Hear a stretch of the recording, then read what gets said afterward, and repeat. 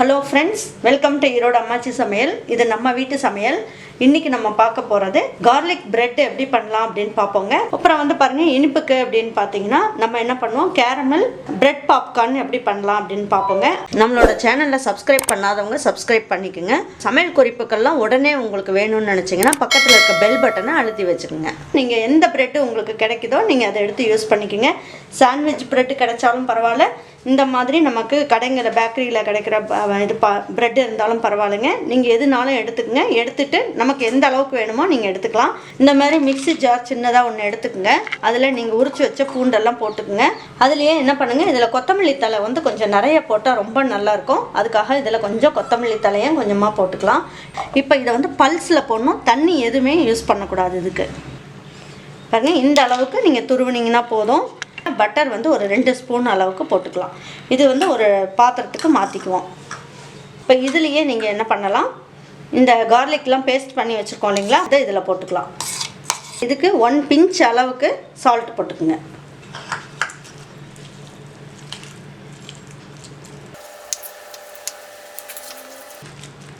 இப்போ பாருங்கள், இதை நல்லா மிக்ஸ் பண்ணியாச்சு. இப்போ நம்ம என்ன பண்ணணும்னு பார்த்தீங்கன்னா, ஹீட்டுன்னு பார்த்தீங்கன்னா 150க்கு நம்ம வச்சுருக்கோம். அதுக்கப்புறம் பார்த்தீங்கன்னா ஒரு 5 மினிட்ஸ் உங்களுக்கு ப்ரீ ஹீட் பண்ணணும். இதை அதுக்குள்ளே நம்ம ப்ரெட்டை என்ன பண்ணலான்னு நான் சொல்கிறேன் வாங்க. நம்ம நல்லா மிக்ஸ் பண்ணி வச்சுருக்கோம் இல்லைங்களா, இதை எடுத்து நம்ம என்ன பண்ணலாம், இந்த ஒவ்வொரு ஸ்பூன் எடுத்து ஒவ்வொரு ப்ரெட்டை எடுத்துக்கலாம். எடுத்துகிட்டு இதை நல்லா அப்ளை பண்ணிக்கலாம்.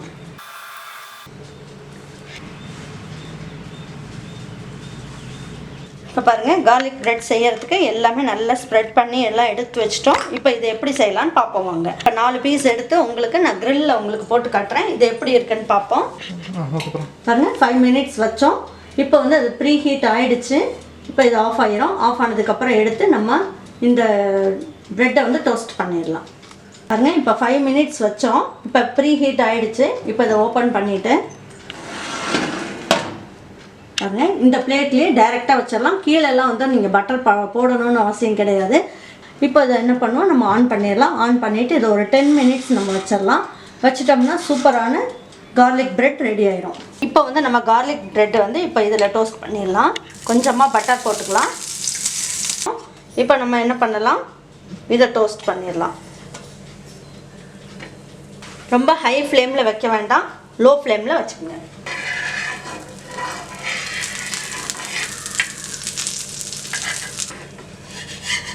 இப்போ இந்த சைடு நல்லா டோஸ்ட் ஆகிடுச்சு. இப்போ தேய்ச்சி போட்டுக்கலாம்.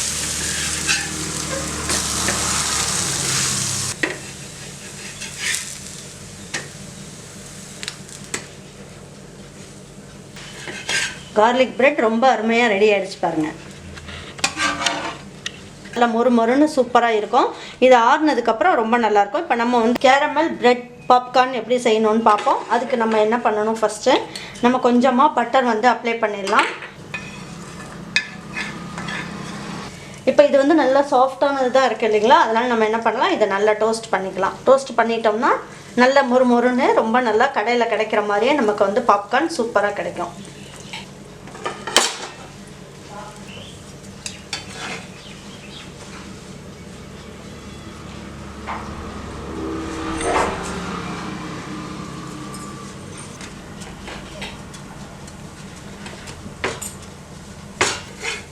இப்போ பாருங்கள், ஸ்டவ் ஆஃப் பண்ணிடலாம். ஆஃப் பண்ணிட்டு இதை ஒரு தட்டுக்கு மாற்றிக்கலாம். இப்போ பாருங்கள், இது உங்களுக்கு எந்த சைஸ் வேணுமோ அந்த சைஸ்க்கு நீங்கள் கட் பண்ணிக்கோங்க. இந்த மாதிரி எல்லா ப்ரெட்டையும் நீங்கள் கட் பண்ணி எடுத்து வச்சுக்கலாம்.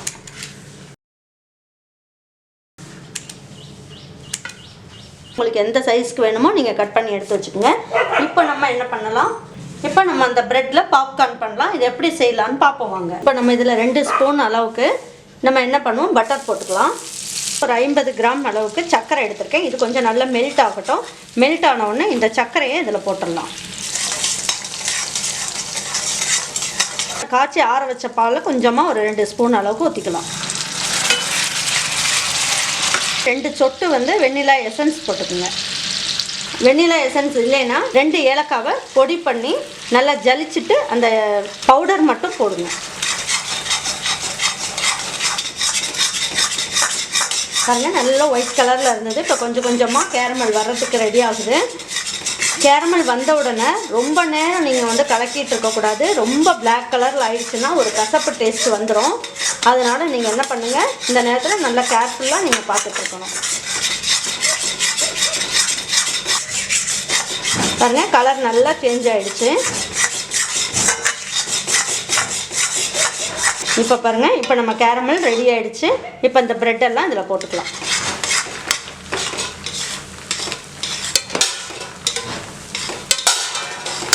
ஸ்டவ் ஆஃப் பண்ணிடலாம்.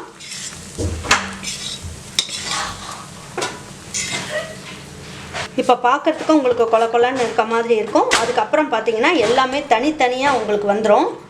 ஒன்றோட ஒன்று ஒட்டாமல் ரொம்ப நல்லா வந்துடும்.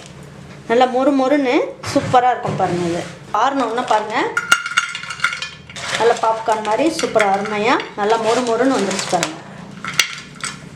இது சூப்பராக ரெடி ஆகிடுச்சு. இப்போ எடுத்து வச்சு இதை பரிமாறிக்கலாம்.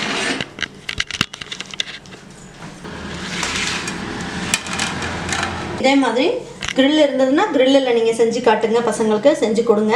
இந்த லீவில் ரொம்ப அருமையாக நல்லா டேஸ்ட்டாக விரும்பி சாப்பிட்டுக்குவாங்க. இது நம்ம வீட்டு தோசைக்கல்லில் செஞ்சது. காலையில் மார்னிங் டிஃபனுக்கும் இந்த மாதிரி வச்சுக்கலாம். அப்படி இல்லைன்னா ஈவினிங் இந்த மாதிரி ஸ்நாக்ஸ்க்கு ஒரு டீ போட்டு கொடுத்துட்டு பசங்களுக்கு கொடுத்தீங்கன்னா நல்லா ருசித்து சாப்பிடுவாங்க. வேண்டான்னே சொல்ல மாட்டாங்க. உங்கள் வீட்டில் இருக்க பிள்ளைங்கள்லேருந்து பெரியவங்க வரைக்கும் நீங்கள் இதை செஞ்சு கொடுங்க. செஞ்சு கொடுத்துட்டு அவங்களுக்கு பிடிச்சிருந்ததுன்னா லைக் பண்ணுங்கள், ஷேர் பண்ணுங்கள், சப்ஸ்கிரைப் பண்ணுங்கள், மறந்துடாமல் கமெண்ட்ஸ் பண்ணுங்கள். தேங்க்யூ ஃபார் வாட்சிங் ஈரோடு அம்மாச்சி சமையல். தேங்க்யூ.